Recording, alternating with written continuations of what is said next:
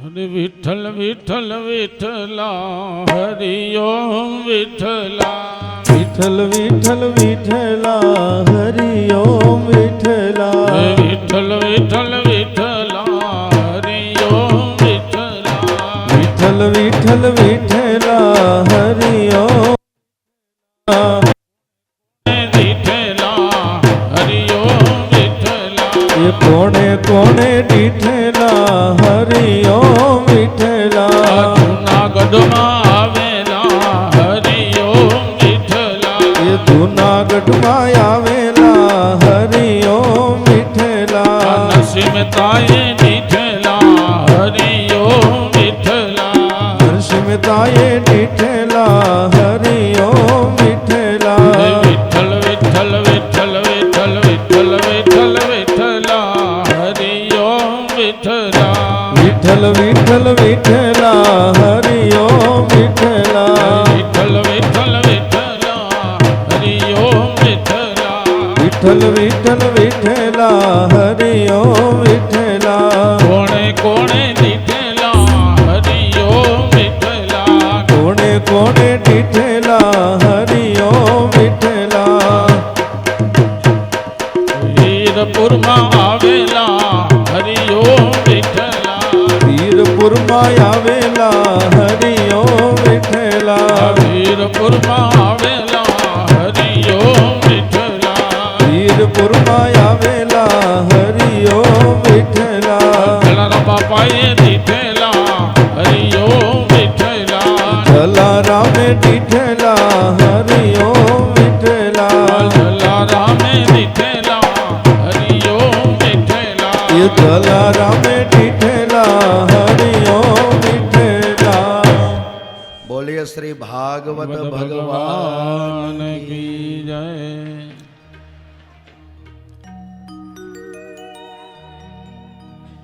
ભાગવતની દિવ્ય કથા છે.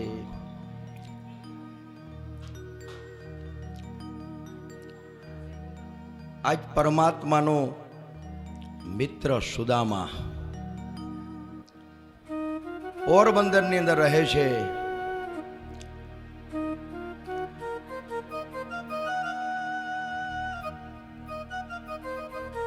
પણ એ ઘર ખૂબ ગરીબ હતું.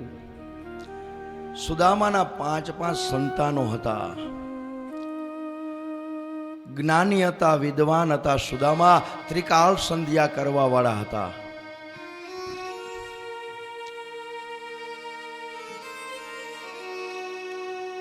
પણ ક્યારેય કોઈની સામે એને હાથ લાંબો કર્યો નહોતો. અયાચક વ્રત હતું કે મારે કોઈ પાસે માગવું નહીં, અને બીજા પાસે તો ઠીક, પણ એને પરમાત્મા પાસે પણ ક્યારેય માગ્યું નથી.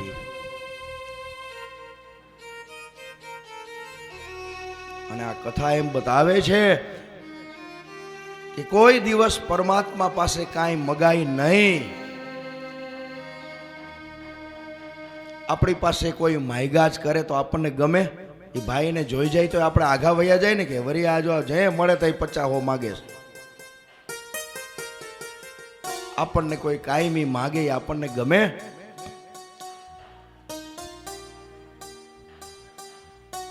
કોઈ દિવસ પરમાત્મા પાસે કાંઈ મગાય નહીં. પરમાત્મા તો છે ને એ અંતર્યામી છે, એને બધી ખબર જ છે કે આને શું જોઈએ છે, શું નથી જોતું. પણ આપણે પાત્ર બનીને એટલે પરમાત્મા આપે જ છે.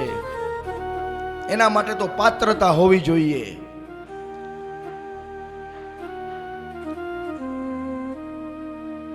સુદામાનું ઘર અત્યંત ગરીબ ઘર હતું. એક હાંધે ને 13 તૂટે એવી એની સ્થિતિ હતી. અને એની પત્નીનું નામ હતું સુશીલા. જેવું નામ હતું ને એવા જ એના ગુણ હતા.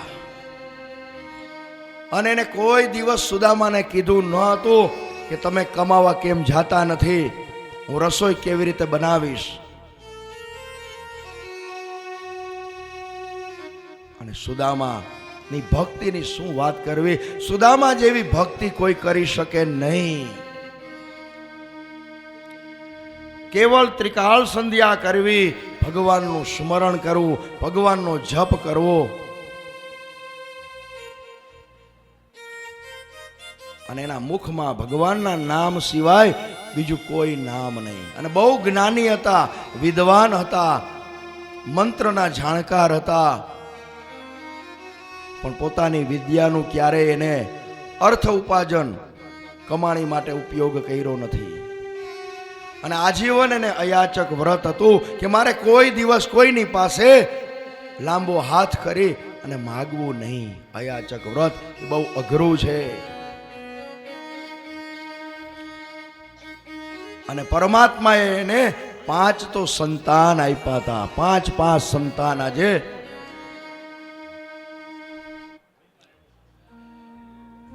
હવે આપણે થોડી વાર જો શાંતિ રાખી, જે મહેમાનો જે આવતા હોય તો આગળ મળવા માટે આવો તો કથાની અંદર વિક્ષેપ પડે. કારણ કે મારે આખી લાઈન છે, લય છે, એ તૂટી જાય. દુઃખ લાગે તો મને ક્ષમા કરજો, પણ મારી આખી લય છે ને એ તૂટી જાય છે કથાની. આજે 2 જ કલાક કથા છે, અને એમાં મને જો આખા કથાની અંદર ગમતું હોય ને તો આ સુદામા ચરિત્ર છે.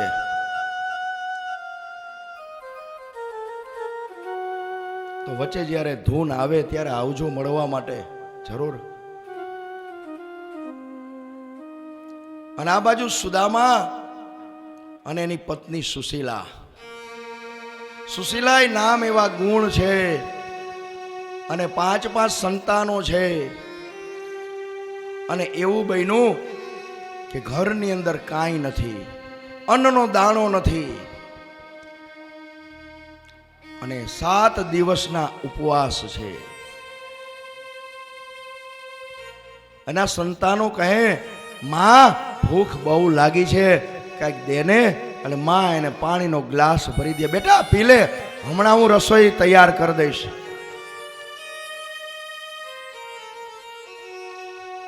અને સંતાન જમવાનું દે, માં બહુ જ ભૂખ લાગી છે. વળી સુશીલા કહે, બેટા હમણાં તારા પિતાજી છે ને એ હમણાં બહાર જાય, કાંઈ વસ્તુ લઈ આવે ને, એટલે હમણાં રસોઈ બનાવી દઉં. એમ કરી કરીને એને પાણી આપે છે, અને પાણી પી પી અને પેટ ભરે છે. આવા 7 દિવસ ગયા. અને સુશીલાને એમ થયું કે અમે 2 તો ઠીક છે, પણ આજે મારા સંતાનને હું જોઈ શકતી નથી. કાયમ જમવાનું માગે છે, હું કરી આપીશ, કરી દઉં, હમણાં કરી દઉં, એમ કરી કરીને 7 દિવસ થયા. અન્નનો દાણો કોઈએ ખાધો નથી. અને સુશીલાએ કોઈ દિવસ સુદામાને કીધું નથી કે તમે કમાવા જાઓ. એનું નામ જ ધર્મપત્ની કહેવાય. પતિને કાંઈ કહેવાય નહીં. પતિ છે ને એ તો પરમેશ્વર છે. પતિ છે એ રામ છે, પતિ છે એ કૃષ્ણ છે. ક્યારેય પતિને કામ ચિંતાય નહીં. હાંભળો, પાણી ભર દ્યો ને, કોઈ દિવસ કહેવાય નહીં. પણ આ કડી કાળની અંદર રામમાંથી રામલો બનાવી દીધો છે એવો. અને સુશીલાએ કોઈ દિવસ સુદામાને કાંઈ કીધું નથી. પણ આજે એના દીકરાની જોતા એને દયા આવી અને કીધું, હે પતિદેવ, મારે તમને એક વાત કરવી છે. અને સુદામા રાજી થયા કે આજ સુધી તો મારી પત્નીએ ક્યારેય મને કાંઈ કીધું નથી. એને એમ નથી કીધું કે ઘરમાં અનાજ નથી, તમે અનાજ લઈ આવો, તમે કમાવા જાઓ. એવું ક્યારેય સુશીલાએ સુદામાને કીધું નથી. અને આજે બોલી, હે પતિદેવ, હું તમને એક વાત કરું કે તમે મને વાત કરતા હતા કે કૃષ્ણ છે ને એ તો મારો ખાસ મિત્ર છે, અને એ દ્વારકા નગરીની અંદર બિરાજે છે. તો નાથ, મારે તમને એક વાત કરવી છે. સુદામા કે બોલને. મારું એક કામ કરો, તમે કૃષ્ણને મળવા માટે દ્વારકા જાઓ ને. સુદામા ના પાડે છે, મારે ત્યાં જવાનું ન હોય. રોજ હું દ્વારકા વાળાને તો અહીં મળું છું દેવી, રોજ હું એના દર્શન કરું જ છું. અને ત્યારે સુશીલાએ કીધું કે નાથ, આપણે આપણા સંતાનોએ 7 દિવસ થઈ ગયા, પેટની અંદર અન્નનો દાણો નથી પડ્યો, તો હું હવે સંતાનને જોઈ શકતી નથી. તો નાથ, હું એટલી વિનંતી કરું કે તમે દ્વારકા તો જાઓ. તો એમ નથી કીધું સુશીલાએ કે તમે જાઓ ને આ વાત કરો, રોદડા રોવો, માગો, એવું કાંઈ કીધું નથી. સુશીલાએ એટલું જ કીધું કે હે નાથ, મારી એવી ઈચ્છા છે કે તમે દ્વારકા જાઓ.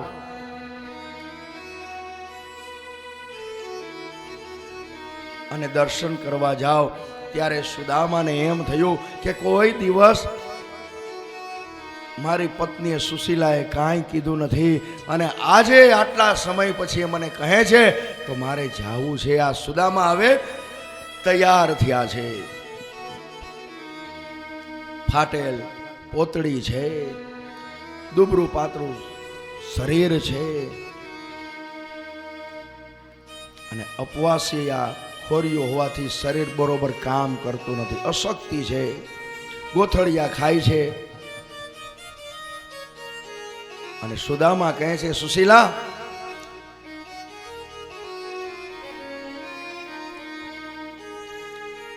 તું કહેશ તો હું દ્વારકા જાઉં, પણ દ્વારકા એમનેમ જવાય નહીં. મિત્રની ઘરે કંઈક લઈ જવું પડે ને. કેટલા વર્ષો પછી આજે હું એને મળીશ.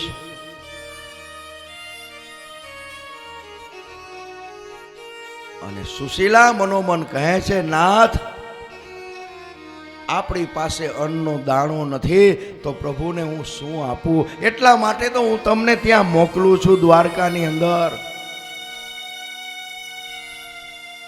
આજે 7 દિવસ થયા, ચૂલો સળગાવ્યો નથી.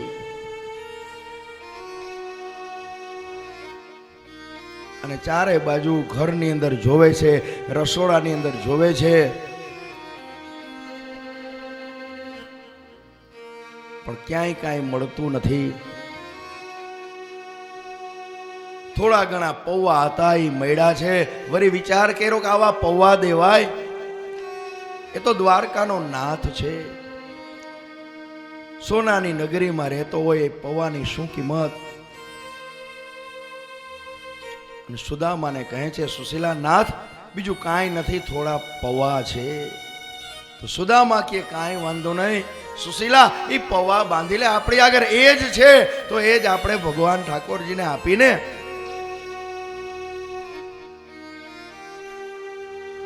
અને 7 દિવસ સુધી અન્નનો જે દાણો ખાધો નથી. એ આજે જેટલા પૌવા હતા ને એને એના સંતાન હાટોય ન રાખ્યા, અને પૌવા આપવા તૈયાર થઈ સુશીલા. આ પરમાત્મા પ્રત્યેનું સમર્પણ છે. કથા દ્વારા એમ બતાવે છે કે ભગવાનને તમારા માટે જે વસ્તુ હોય, તમને જે ભાવતી વસ્તુ હોય ને, એ જ પરમાત્માને અર્પણ કરો, તો જ પરમાત્મા રાજી થશે. હવે પૌવા તો છે, પણ હવે એને બાંધવું ક્યાં? કાંઈ ઘરની અંદર કાંઈ નથી. એક કપડું નાનું મળ્યું છે, એના નાના નાના કટકા કર્યા છે, એને એની પોટલી વાયરી છે, ગાંઠ વારીને મેલી મેલી દાટ. પણ એના સંતાન માટે એને થોડા પૌવા પણ રાખ્યા નથી. અને સુદામાને આપે છે. સુશીલા, નાથ, તમે જાઓ અને તમે એમ કહેજો કે તારી ભાભીએ આ પૌવા મોકલેલા છે. અને સુશીલાના આંખની અંદર આજે આંસુ છે, અને એના આંસુ સુદામા જોઈ શક્યા નહીં. ભલે સુશીલા, હું જાઉં છું. અને સુદામા લાકડીના ટેકે ટેકે ટેકે ધીમે ધીમે ક્યાં પોરબંદર અને ક્યાં દ્વારકા હાલીને જાય છે. પોષ સુદ 7 દિવસે પોરબંદર થી દ્વારકા જવા માટે સુદામા નીકળ્યા છે. પગની અંદર ચાખડી પહેરી નથી, ઉઘાડા પગે, કારણ કે કાંઈ હતું નહીં. અને ફાટેલ તૂટેલ એવી પોતળી છે, હાથની અંદર લાકડી છે, અને ધીમે ધીમે ચાલે છે. અને આ બાજુ સુશીલા ભગવાનની સામે બેઠી છે કે હે નાથ, મારા નાથ તમને મળવા માટે આવે છે. તો તમે એની રક્ષા કરજો, કારણ કે એને ઘણા સમયથી અન્નનો દાણો ખાધો નથી. તો હે નાથ, તમે એની રક્ષા કરજો એમ જપ કરે છે, અને એને જ ધર્મપત્ની કહેવાય. અને સુદામા ગયા ને ત્યારથી આવ્યા ત્યાં સુધી એને પાણી પણ પીધું નથી. કે મારા પતિ ગયા છે પ્રભુને મળવા માટે, તો પ્રભુને એટલી જ પ્રાર્થના કરે છે કે હાજા નરવા પાછા મોકલજો, કારણ કે એનું શરીર છે કેટલા સમય થયા તો એને અન્નનો દાણો ખાધો નથી. અને સુદામા લાકડીના ટેકે ધીમે ધીમે ધીમે જાય છે. પોષ મહિનો શિયાળો છે, પગની અંદર કાકરા લાગે, કાંટા લાગે, પણ એને ખબર નથી. ચામડી પણ એવી થઈ ગઈ, લોહીની ધારા વહેવા માંડી. અને આગળ થોડેક રસ્તે ગયા ત્યાં સુદામા બેસુધ થઈને પડી ગયા. અરે સુદામાજી દ્વારી કામા જોને આવ્યા રે દર્શન કરવા નાથ ના રે.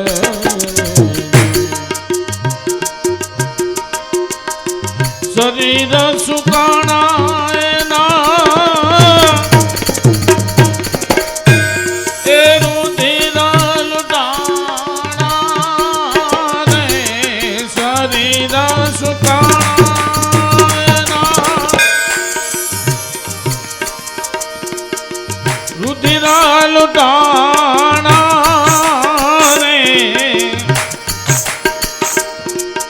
આખડ્યું નથી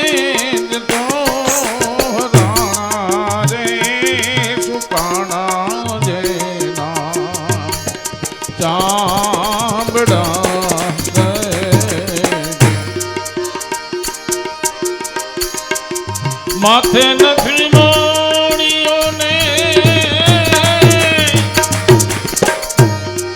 પગમાં નથી પગર ખાને. માથે નથી મોણીઓ ને પગમાં નથી પગર ખાને.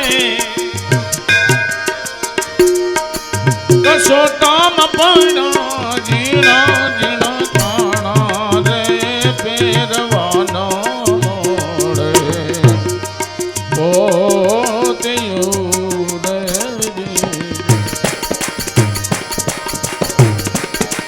સુદામાજી દ્વારી કામા જોવાના રે દર્શન કરવા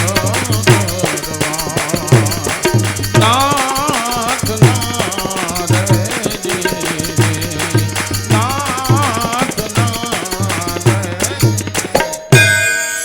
સુદામા જેવા પૈડાને બેસુધ થઈને અને આ બાજુ દ્વારકાના નાથ પરમાત્માને એમ થયું કે મારો ભક્ત છે ને, મારો મિત્ર સુદામા આજે મને મળવા માટે આવે છે. અને તરત જ એને ગરુડજીને કીધું, જા ગરુડ, સુદામાને લઈ અને દ્વારકા નગરીની અંદર મૂકી આવ. અને ભગવાનની આજ્ઞાથી ગરુડજી આવ્યા છે, સુદામાને લીધા છે અને દ્વારકાના શહેરની અંદર સુદામાને મૂક્યા.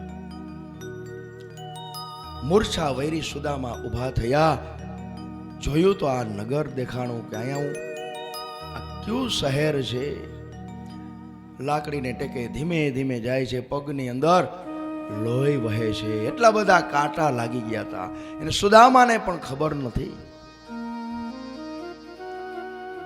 માર્ગની અંદર કોઈને પૂછ્યું કે મારે દ્વારકા નગરી જવું છે, તો કે હા દાદા, આ દ્વારકા જ છે, તમે દ્વારકા જ આવ્યા છો. અને સુદામા કે ઓ, હજી તો હું હમણાં જ પોરબંદરથી નીકળો અને દ્વારકાએ પહોંચી ગયો, ખબર ન રહી, ઘણું હલાઈ ગયું.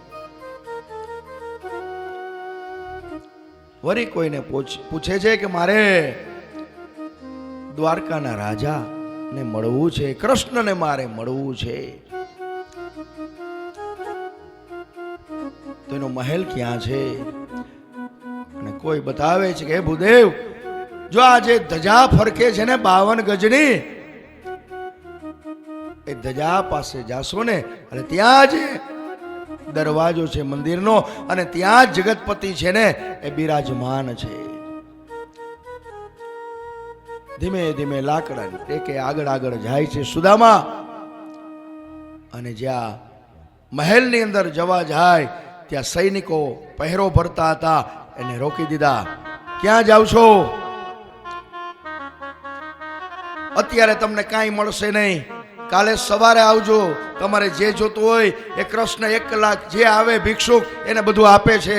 સૈનિક કે સુદામા કે ભાઈ હું કાંઈ લેવા નથી આવ્યો, મારે કાંઈ જોતું નથી.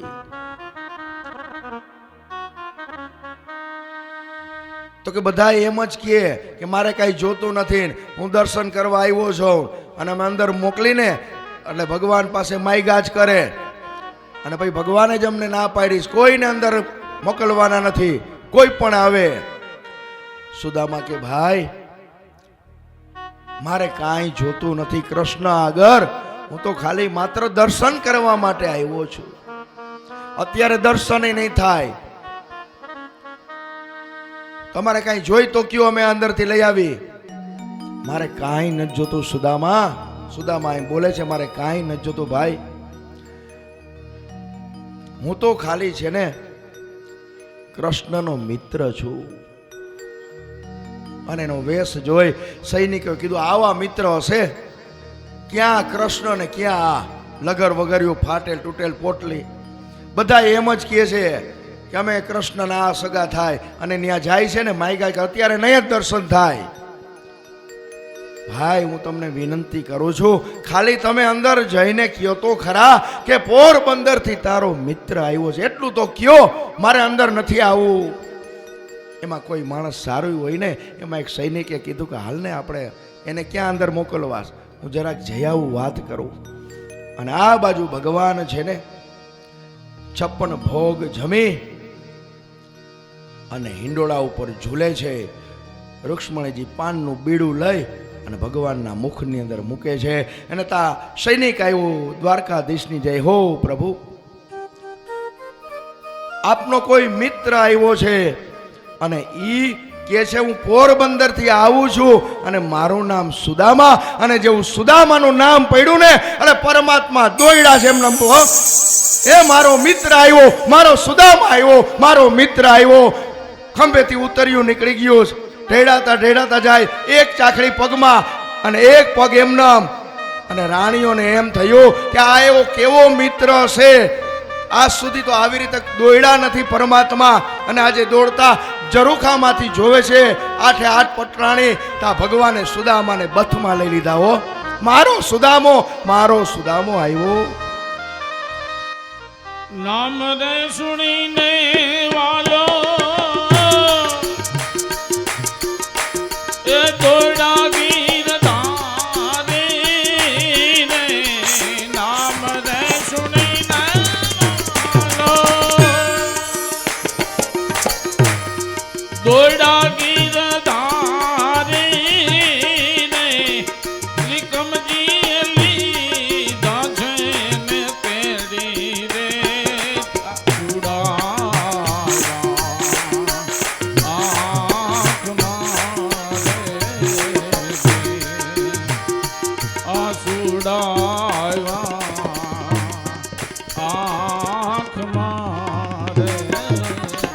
મારો મિત્ર આવ્યો. અને ભગવાન એને બથમાં લઈ લીધા છે અને લઈ તેડીને આવ્યા છે મહેલની અંદર. હિંડોળે બેસાડ્યા છે અને પરમાત્મા કહે છે, કૃષ્ણ કહે છે સુદામા તું આવવાનો હતો એ તો મને ખબર નહોતી. હમણાં જ મેં ભોજન કર્યું, નકર આપણે સાથે ભોજન કરત. અને આજે ભગવાનની આંખની અંદર આંસુ છે. અને સુદામાએ પરમાત્માએ સુદામાનું સ્વાગત કર્યું. સુદામા આપણે કેટલા ટાઈમ પછી આપણે મળ્યા હો. હું ખૂબ રાજી થયો મારા મિત્ર, હું ખૂબ રાજી થયો. હાલ આપણે પેલા એ કામ કરી, તું ઠેઠ પોરબંદર થી અહીંયા હાલીને આવ્યો છે ને અને બહુ થાક લાગ્યો હશે.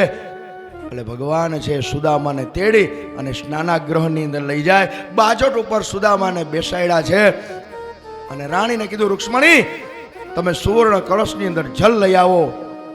અને એમાં થોડી વાર લાગી એટલે પરમાત્માએ પોતાના આંસુડાથી સુદામાના પગ ધોયા અને આઠે આઠ પટરાણીને કીધું, કોઈ સુગંધી પદાર્થ લઈ આવો, કોઈ તૈલ પદાર્થ લઈ આવો, આજે મારા સુદામાની મારે સેવા કરવી છે. અને ભગવાને ધોતિયાનો વાયરો કછોટો અને પરમાત્મા એની સામે નીચે બેસી ગયા, સુદામાને બાજોટ ઉપર બેસાડ્યા. પરમાત્માને આજે શરીરે માલિશ કરે છે, ચોરે છે અને પગ જોવે છે તો લોહી કાંટા લાગી લાગીને લોહી વહે છે. અને પરમાત્માએ પોતાના હાથથી કાંટા કાઢે છે, એમાં એક કાંટો ઊંડો વયો ગયો તો એટલે રૂકમણીને કીધું, રૂકમણી જરા સોય લઈ આવ. સુદામાને એક કાંટો અંદર વયો ગયો અને સોય લેવામાં વાર લાગી એટલે પરમાત્માએ પગ મોઢાથી કાંટો કાઢ્યો છે સુદામાનો. સ્નાન કરાવી, સુંદર વસ્ત્ર અલંકાર પહેરાવી અને પરમાત્માએ કીધું, સુદામા પેલા ચાલ ભોજન કર લે. ભોજન તૈયાર હતા, 56 ભોગ. અને સુદામા બેઠા છે. કૃષ્ણ કે ભોજન શરૂ કર. અને ત્યારે સુદામાની આંખમાં આંસુ છે. એ મનોમન પરમાત્માને નથી કહેતા, મનોમન કહે છે કે આજે 7 દિવસથી મારા સંતાનોએ મારી પત્નીએ અન્નનો દાણો ખાધો નથી અને મને આ 56 ભોગ કેમ ભાવશે. વળી વિચાર આવ્યો કે આ તો પરમાત્માની પ્રસાદી કહેવાય, મારાથી ના ન પડાય. પરમાત્મા કહે, સુદામા તું જમવા મણ, ભોજન કર. અને સુદામાએ સુંદર મજાનું ભોજન, કેટલા સમય પછી એને અન્નનો દાણો મળ્યો, એમાં 56 ભોગ મળ્યા. સુદામા તૃપ્ત થયા હો. અને પરમાત્માએ એને ઝૂલા ઉપર બેસાડ્યા છે અને બંને વાતો કરે છે. મિત્રો ઘણા સમય પછી ભેગા થયેલા હતા. કૃષ્ણ કહે છે, સુદામા તને યાદ છે આપણે સાંદીપની ઋષિના આશ્રમમાં બે ભણતા? સુદામા કે ઈ મને યાદ છે, એમાં મારાથી ભૂલ થઈ એટલે તો હું ભોગવું છું. કૃષ્ણ કે તને યાદ છે ચોમાસાનો સમય હતો અને આપણા ગુરુદેવે કીધું કે તમે દર્ભ સમિધ લેવા માટે જંગલની અંદર જાઓ. આપણે બે ગયા હતા અને ગુરુદેવે તને થોડા ચણા આપ્યા હતા. યાદ છે કે ભૂખ લાગે ત્યારે ચણા ખાજો. અને એ દરમિયાન ખૂબ વરસાદ આવ્યો એટલે તું એક ઝાડની ડાળી ઉપર ચડી ગયો ને હું બીજા ઝાડની ડાળી ઉપર ચડી ગયો. વરસાદ એટલો બધો હતો, આપણે બે પલરા હતા એટલે ઠંડી લાગતી હતી. એમાં બ્રાહ્મણનો જીવ એટલે રેવાય નહીં એટલે તે હું ચણા ખાતો તો એમાં કડકડ અવાજ આવતો હતો. મેં તને કીધું ને આ શેનો અવાજ છે? એટલે તે શું કીધું કે આપણે પલરા ને એટલે મને ઠંડી લાગી છે એટલે આ દાઢનો અવાજ આવે, કડકડ કડકડ. અને સુદામા કહે એ મેં એકલા ખાધું હતું ને એટલે તો આ અમારે દરિદ્રતા આવી છે. ભાગવતજી બતાવે છે કે એકલા ક્યારેય જમવું નહીં. એકલા ખાશો ને તો ઘરની અંદર દારિદ્રતા આવશે. આ સુદામા એકલા ખાઈ ગયા હતા અને ખોટું બોલ્યા, તેનું કર્મ થયું, એનું ફળ અત્યારે ભોગવે છે. અને ભગવાન એને યાદ કરે છે. એક પ્રકારનું કર્મ એવું સુદામાથી થઈ ગયું હતું. એટલે કથા બતાવે છે કર્મ કોઈને છોડવાનું નથી. ભગવાનને પણ કર્મના ફળ મળ્યા છે, તો આપણે તો મનુષ્ય છીએ. સુદામા વાત સાંભળીને કહે છે, હા એ મને બધી ખબર છે કાના. અને વળી કૃષ્ણ કહે છે તારા લગન બગન થયા કે નહીં? સુદામા કે આ લગન થયા પછી જ બધી ઉપાધિઓ છે. એકલા હતા ત્યાં કાંઈ ઉપાધિ નહોતી. આ વિષ્ણુની વૈરગી છે ને એટલે બધી ઉપાધિ. તો કે છોકરાઓ બોકરાઓ છે? હા એ કે 5 છોકરા છે. ઓહો, કૃષ્ણ કે ક્યાં રહેવાનું? ક્યાં? એટલે પોરબંદરમાં જ રહું છું, બીજે ક્યાં રહું? કે હું તો ન્યા જ. કામ ધંધો છે કે નહીં? કાંઈ કરસ કે નહીં? આવકનું શું છે? ભગવાન બધી પરીક્ષા કરે. સુદામા કે સરસ મારું હાલે છે, હાઈ ક્લાસ ગુજરાન. કૃષ્ણ 3 ટાઈમ ત્રિકાલ સંધ્યા કરું અને ઘરનું ગાડું હાલે છે, હાઈ ક્લાસ. પરમાત્મા પાસે એને જીભ બગાડી નથી, સાંભળજો. અને ભગવાને એની પરીક્ષા કરે છો. અને સુદામા કહે છે કે તે મારું તો બધું પૂછી જોયું, તારું તો મને કે. કૃષ્ણ કે તું બોલ તો હું કહું ને. તો કે તારા લગન બગન થયા? કૃષ્ણ કે હા. ક્યાં છે ઘરના? એ અહીંયા આવો. 8 પટરાણી આવી નજીક. કોની આરે થયા લગન? ભગવાન કે 8 મારી પટરાણી. તો થોડીક વાર તો ચક્કર આવ્યા હો. હજી થોડુંક આમ હૃદય હાથ રાખજે. બીજી 16,100 તો મહેલમાં છે. ઓહો સુદામા કે અમારે એકનું પૂરું નથી થતું અને 16,108.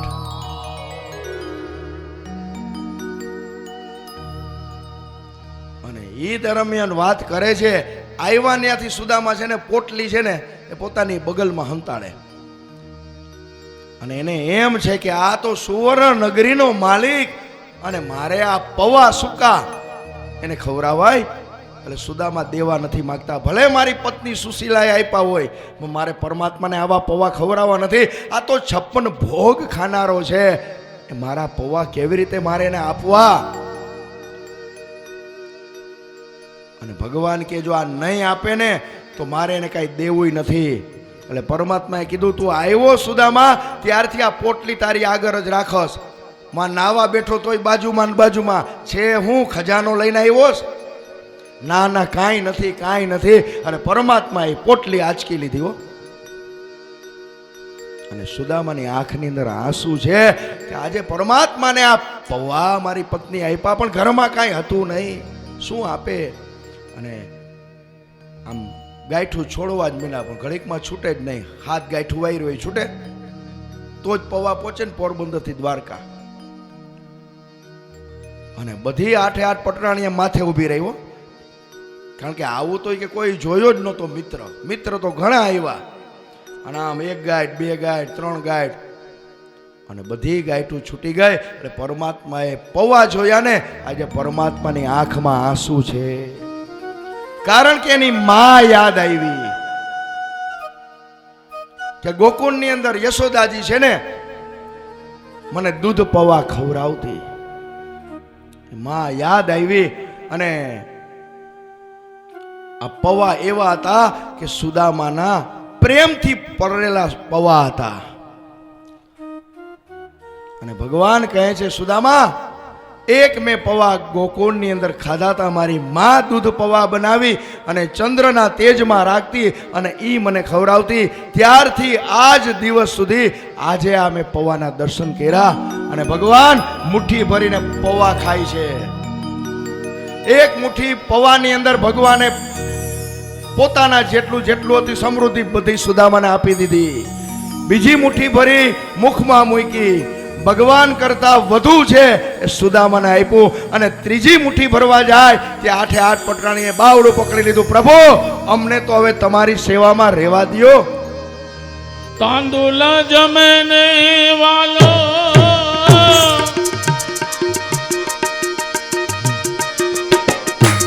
એ વારે રાણી રાધિકા ને તાંદુલ જમે વાલો એ વારે રાણી રાધિકા રે અમોને નાપો મોરારી રે સેવાના રાખો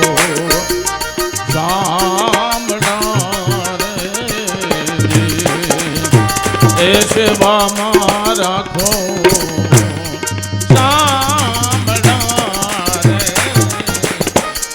ત્રીજી મુઠ્ઠી ભરી રાણીઓએ હાથ પકડી લીધો. પ્રભુ અમને તો તમારી સેવામાં રહેવા દ્યો. એટલે કથા એમ બતાવે છે તમે સત્કર્મની અંદર જેટલા વાપરશો ને એનાથી વધુ પરમાત્મા આપે જ છે. પરમાત્મા કોઈ દિવસ કોઈનું ઋણ રાખતા નથી.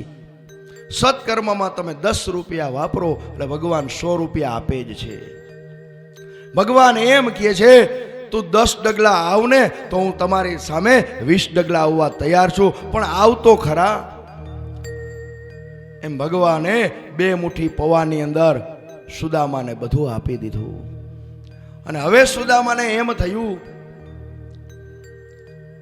કે હવે હું રજા લઉં, કારણ કે રજા એમ નહીં આપે, 4-5 દિવસ હજી રોકશે, એટલે ખોટે ખોટે કહું તો ખરા. એટલે સુદામા કે કૃષ્ણ હવે મારે જાવું છો, તારી ભાભી રાહ જોતી હશે. કૃષ્ણ કે હા તો હવે જા. વરી સુદામાને એમ થયું લે આ તો બોલતોય નથી, રોકાઈ જાજે એમ. પણ આ બાજુ ભગવાન મનોમન વિચાર કરે છે કદાચ સુદામા હજી 2 દિવસ રોકાઈને તો એની પત્નીએ પાણી પણ પીધું નથી. એની આ ભગવાનનો જપ કરે છે. એ ભગવાનને ખબર છે, અંતર્યામી છે. એટલે પરમાત્માએ કીધું સુદામા હવે તમ તારે જાઓ, મારી છોકરાઓ રાહ જોતા હશે, મારી ભાભી રાહ જોતી હશે.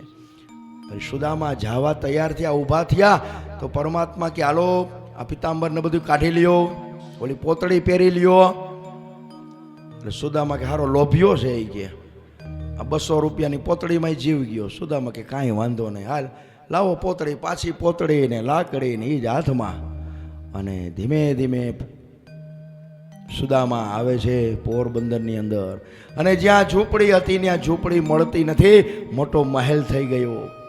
અને તરત જ સુશીલા બહાર આવી, અને ખબર હતી કે સુદામાને મળશે નહીં. તરત જ બહાર આવી, નાથ આવો આપણે આ મહેલમાં. તો કે આ કોનો? તો કે આ તો ભગવાને બધું આપ્યું છે. અને સુદામા ખૂબ રાજી થયા કે આજે મારી ભક્તિ છે ને એ મને ફયડી છે. ભગવાને આપ્યું છતાં એને મને કીધું નથી. અને આ કથા એમ બતાવે છે કે તમે સંસારી જીવ પાસે માગશો ને એ તમને દેશે 100 રૂપિયા, પણ આખા ગામને કહે કે આને મેં 100 આપ્યા, આને મેં 100 આપ્યા, આને મેં આટલી મદદ કરી. એટલે માગવું હોય તો પરમાત્મા પાસે માગજો, પણ સંસારના જીવ પાસે કોઈ દિવસ માગતા નહીં. અને બને ત્યાં સુધી ભગવાન આગળ માગવું જ નહીં. પરમાત્મા તો અંતર્યામી છે, એને તો ખબર જ પડી જાય. આવી પરમાત્માની દિવ્ય લીલા છે. અને આ બાજુ દ્વારકામાં ભગવાન એકાંતમાં બેઠા હતા ત્યારે બધા દેવતાઓ પ્રાર્થના કરે છે કે હે પ્રભુ, હવે તમે અવતાર લઈને આવ્યા હતા, તમારું કામ હવે પૂરું થયું છે, હવે તમે પાછા ધામની અંદર પધારો. અને ભગવાને કીધું કે હજી મારે એક કામ બાકી છે, મારે યદુવંશના ક્ષય કરવો છે, અને ત્યાર પછી હું આવીશ. અને આ બાજુ બ્રાહ્મણના શ્રાપે કરી અને દ્વારકાની અંદર અનેક પ્રકારના અનિષ્ટો થવા લાગ્યા. અને ભગવાને યાદવોને કહ્યું કે દ્વારકામાં અનેક પ્રકારના અનિષ્ટો થાય છે ને, ચાલો આપણે તીર્થયાત્રા કરવા માટે જવું છે. તો કે ક્યાં જવું? તો કે આપણે જાવું પ્રભા ક્ષેત્રની અંદર. ત્રિવેણીમાં સ્નાન કરશું, તીર્થ દેવતાનું પૂજન કરશું. અને યાદવોએ પોતપોતાના વાહન તૈયાર કરી અને જવા માટે તૈયાર થયા છે. કારણ કે આજે ભગવાન છે એ પોતાના પરિવારજનોને કાળના મુખમાં લઈ જાય છે પરમાત્મા. અને ઉદ્ધવજી છે ને એ ભગવાનના પરમ સખા છે. અને ભગવાનની શું ઈચ્છા છે એ ઉદ્ધવજી જાણી ગયા. બહુ જ્ઞાની છે ઉદ્ધવજી. અને એકાંતમાં ઉદ્ધવ છે ને એ ભગવાનને મળ્યા છે કે હે નારાયણ, હું જાણું છું કે તમે બ્રાહ્મણના શ્રાપને કારણે તમે આ યદુવંશનો ક્ષય કરી અને પ્રભુ તમે સ્વધામ જવાની તૈયારી કરો છો.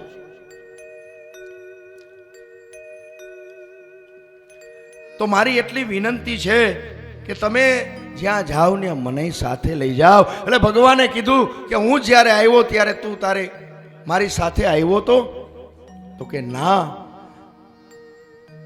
તો ઉદ્ધવ, એકલા જ આવવાનું હોય છે અને એકલા જ જવાનું હોય છે. ઉદ્ધવ, તારે તો હજી આયુષ્ય તારું બાકી છે, તારે તો હજી રહેવાનું છે. હમણાં કળિયુગ આવશે.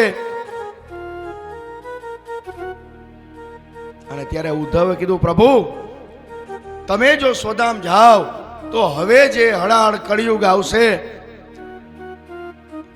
તો લોકો આ જીવો કોના શરણે રહેશે?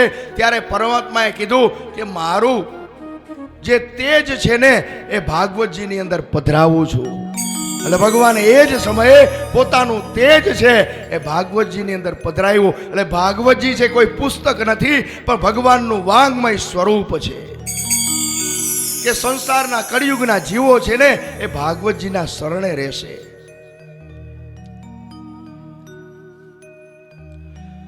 અને ઉદ્ધવ છે ને બહુ જ્ઞાની છે, અને ઉદ્ધવના મગજની અંદર વાત ઉતરે એટલા માટે દત્ત ભગવાનની કથા કહી છે. એક રાજા યદુએ એક અવધૂતને જોયા. એક કિનારા ઉપર એ અવધૂત પડ્યા હતા એની મસ્તીમાં. તો કોઈએ પૂછ્યું સંસારીઓએ કે તમે આટલી મસ્તીમાં કેમ છો, આવું આનંદમાં કેમ તમે છો?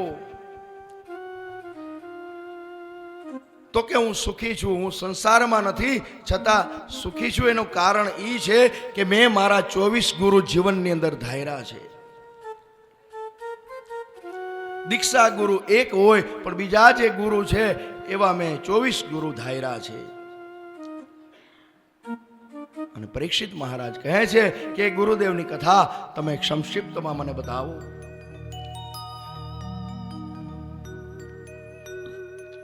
અને અવધૂતે જવાબ આપ્યો કે પેલો વેલો તો પૃથ્વી મારો ગુરુ છે, એની પાસે મેં ક્ષમાનો ગુણ માંગ્યો. ત્યાર પછી વાયુ પાસેથી અસંગતાનો ગુણ મેં જોયો. ત્યાર પછી આકાશ મારા ગુરુ, એની પાસેથી આકાશમાં વાદળ વરસે અને વીજળી ચમકે પણ આકાશ કોઈ દિવસ ભીંજાતું નથી, આકાશ નથી બળતું. આકાશ વાદળથી જુદું છે, એ છે આત્મા. આત્માનું કારણ એ છે એ શરીરથી જુદો છે ને, એ આત્મા છે. જળ એ મારો ગુરુ છે, જળ પાસેથી મેં શીતળતા અને સ્વચ્છતા અને મધુરતા એ 3 ગુણો લીધા. અગ્નિ મારા ગુરુ, અગ્નિ છે ને એ સર્વભક્ષી હોવા છતાં એ પવિત્ર ગણાય છે. મેં ચંદ્ર પાસે, ચંદ્ર એ મારા ગુરુ, એની પાસે શુક્લ પક્ષમાં વધે, કૃષ્ણ પક્ષમાં ઘટે, પણ એ વધે અને ઘટે એ કલાનું છે, ચંદ્રનું નહીં. મેં સૂર્યને ગુરુ કહ્યા છે. સૂર્ય છે ને જગતને પ્રકાશ આપે છે, પોતે બરે છે અને જગતને પ્રકાશ આપે છે.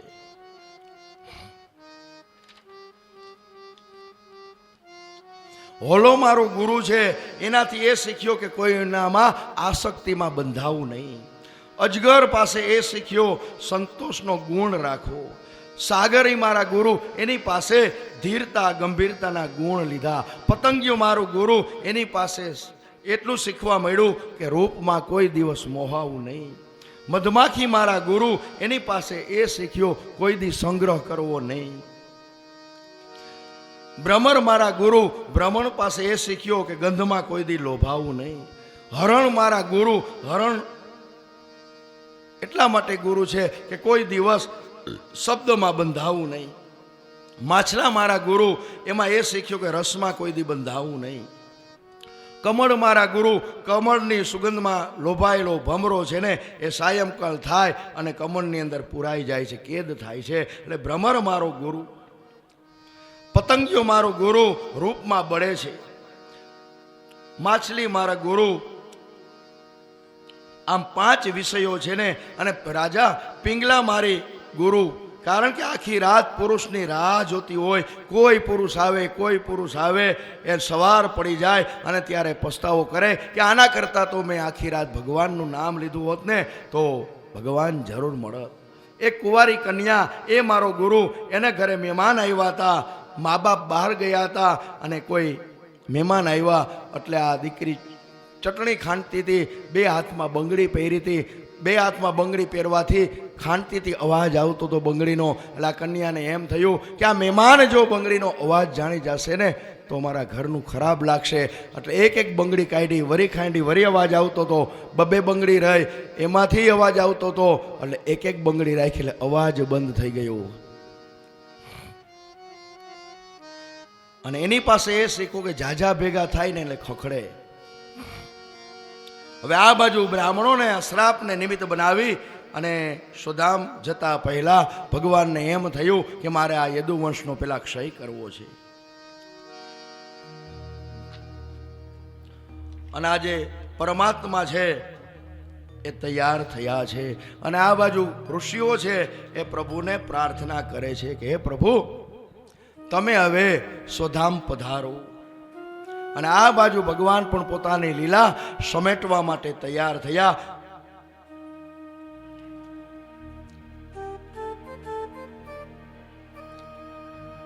અને ઉદ્ધવે ખૂબ વિનંતી કરી કે પ્રભુ મને તો સાથે લઈ જાઓ. ત્યારે પરમાત્મા કહે છે કે એકલા જ આવવાનું છે અને એકલા જ જવાનું છે. તું મારી સાથે આવ્યો નહોતો તો તું મારી સાથે કેવી રીતે આવ? અને ઉદ્ધવ કહે છે કે પ્રભુ હું આપના સિવાય હવે રહી શકીશ નહીં, કારણ કે હવે કૃષ્ણ છે એ ધરતી ઉપરથી વિદાય થવાની તૈયારી થઈ ગઈ. ભગવાને કીધું ઉદ્ધવ ભાઈ, મારા મિત્ર, મારા સખા, હવે મારે જવાનું છે, પણ તારા એ ઉદ્ધવ તારા દીવામાં હજી દિવેલ ખૂટતું નથી, તારા પ્રારબ્ધમાં હજી જીવવાનું લખેલું છે. ભાઈ તારે તો હજી રહેવું પડશે. હું જાઉં છું. ત્યારે ઉદ્ધવે ભગવાનના ચરણ પકડી લીધા. ઉદ્ધવ ખૂબ રેડા છે.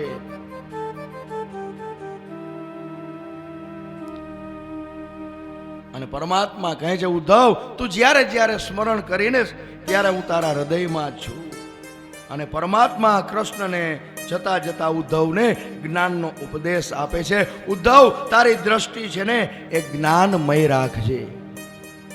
તને હું જ્ઞાન આપું છું, તને હું સમજાવું છું. તું તારી જાતને સમજાવી શકીશ ઉદ્ધવ, પણ તું બીજા જીવને સમજાવી નહીં શકીશ.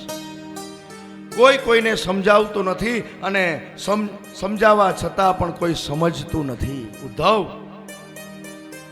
આપણે આપણી જાતને જ સમજવાનું છે. ઉદ્ધવ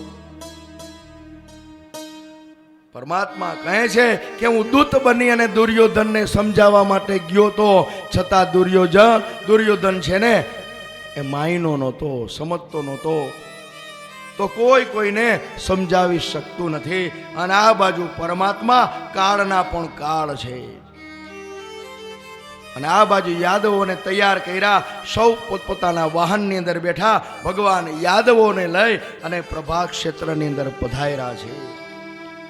અને ભાગવતજી બતાવે છે કે જે સ્થળે આપણું મૃત્યુ લખેલું હોય એ સ્થળે જવું જ પડે, એમાં કોઈ મિથ્યા કરી શકે નહીં. અને આ બાજુ વિનાશકારે વિપરીત બુદ્ધિ, યાદવોની બુદ્ધિમતી છે ને એ પરમાત્માએ ફેરવી. મદિરા પાન કરવા માંડ્યા અને અંદરો અંદર ઝઘડવા માંડ્યા. બાપે દીકરાને માર્યો અને દીકરાએ બાપને માર્યો. આવી રીતે યદુવંશનો ક્ષય થયો અને દાઉજી મહારાજ પણ સ્વધામ પધાર્યા. હવે ભગવાન પોતે પોતાની લીલા સમેટવા માટે આજે તૈયાર થયા. પ્રાચીના પીપળે ભગવાન ચતુર્ભુજ રૂપ લીધું છે અને ત્યાં બેઠા છે. અને એ જ સમયે ભગવાનનો સારથી દારૂક ભગવાનને ગોતે છે. ભગવાન ક્યાંય મળતા નથી.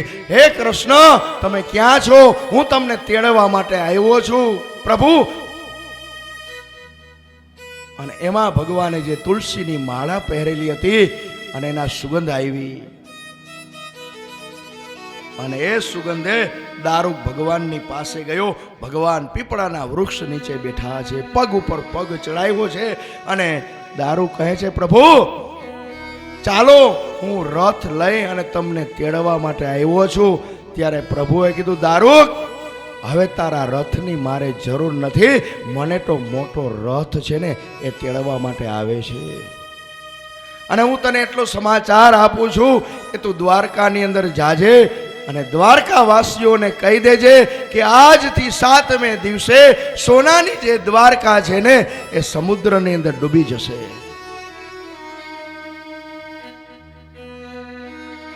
દારૂક પણ ખૂબ રડે છે. અને એ જ સમયે આકાશ માર્ગથી એક રથ આવે છે અને સજળ નયન દારૂક દ્વારકા તરફ વિદાય થયા. અને ભગવાન છે એ પ્રાચીના પીપળા ઉપર પગ ચડાવીને બેઠા છે, કારણ કે હવે ભગવાનને સ્વધામ ગમનની લીલા કરવાની હતી. અને એમાં જરા નામનો પારધી આવે છે અને ભગવાનને બાણ મારે છે. અને એ જ સમયે દેવતાઓ જોતા હતા ભગવાનનું ચતુર્ભુજ સ્વરૂપ પૃથ્વી ઉપરથી તિરોધાન થયું અને ભગવાન સ્વધામ પધાર્યા. ભગવાન ક્યાં ગયા કોઈને ખબર નથી. ભગવાન 125 વર્ષના થયા હતા, આ ધરતી ઉપર રહ્યા. એમાં 11 વર્ષ અને 52 દિવસ એ ગોકુળ અને વ્રજની લીલા કરી. 14 વર્ષ છે ને એ મથુરામાં રહ્યા અને 100 વર્ષ સુધી દ્વારકામાં રહ્યા.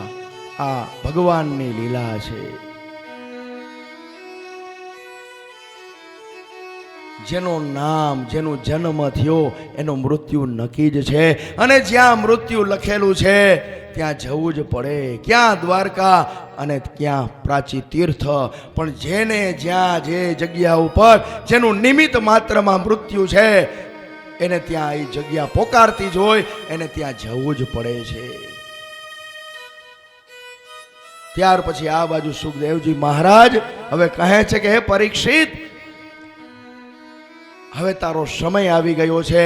હમણાં તક્ષક નાગ આવશે અને તને દંશ દેશે. હવે તું તૈયાર રહેજે. પણ હું જ્યાં સુધી હું બેઠો છું ને ત્યાં સુધી નહીં આવી શકે. હવે મારું કર્તવ્ય છે, મારું કર્મ છે એ પૂરું થયું. ભગવાન સ્વધામ ગયા ત્યાં સુધી મેં તને કથા સંભળાવી દીધી. હવે તને મૃત્યુનો ભય નથી ને? અને પરીક્ષિત મહારાજે કીધું, હે ગુરુદેવ, તમે એવી સરસ મજાની કથા મને અમૃતનું પાન કરાવ્યું. હવે મૃત્યુ ભલે આવે, હું મૃત્યુની રાહ જોઉં છું. અને છેલ્લી પૂજા પરીક્ષિત મહારાજે સુખદેવજી મહારાજની કરી છે.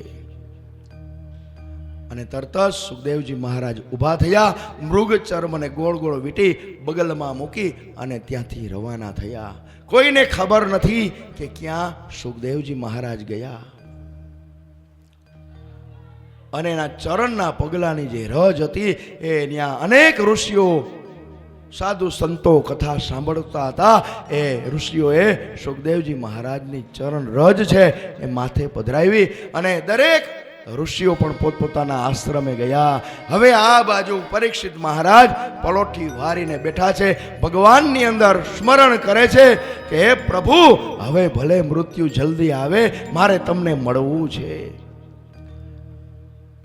અને સમય થઈ ગયો પરીક્ષિત મહારાજનો મૃત્યુનો. અને આ બાજુ તક્ષક નાગ તૈયાર થયો અને એને બ્રાહ્મણનું રૂપ લીધું. અને બ્રાહ્મણનું રૂપ લઈ અને નીકળો છે. અને એ જ રસ્તામાં અને આ બાજુ પરીક્ષિતનો દીકરો જન્મેન્જય, અને એને ખબર હતી કે આજે 7મો દિવસ છે, તક્ષક નાગ આવશે અને મારા પિતાજીને દંશ દેશે. એટલે ફરતા એને પેરો એવો ગોઠવી દીધો કે ચકલું ફરકી ન શકે. અને સર્પ તો જેવો જોવો એને મારી નાખજો.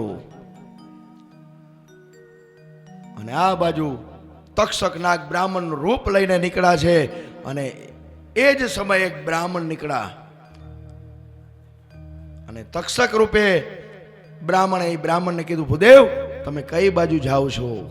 અને ત્યારે એ બ્રાહ્મણે કીધું કે આજે પરીક્ષિતનું મૃત્યુ છે, હમણાં તક્ષક નાગ એને દંશ દેવા આવશે,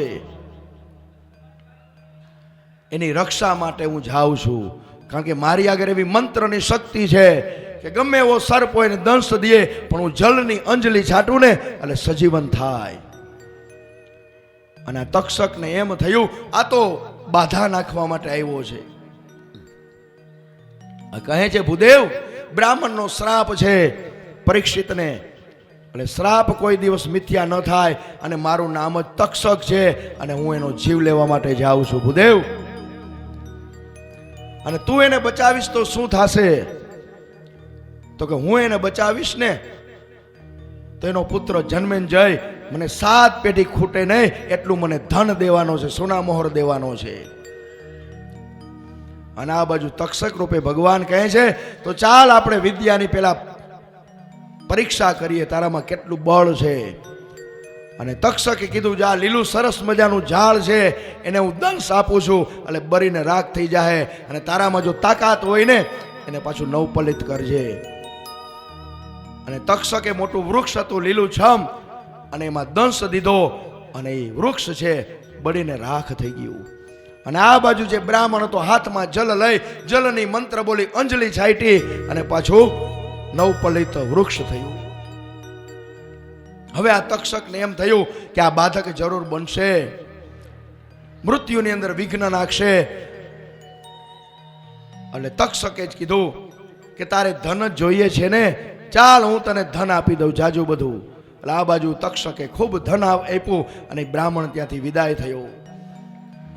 હવે બ્રાહ્મણના રૂપે તક્ષક ત્યાં આવે છે, જોવે છે તો ફરતી બાજુ પેરો છે, ચકલું અંદર ફરકી શકે એવી જગ્યા નથી. હવે શું કરવું? અને આ બાજુ પરીક્ષિત મહારાજ પલોઠી વાળી પદ્માસન વાળી અને બેઠા છે, પરમાત્માનું સ્મરણ કરે છે.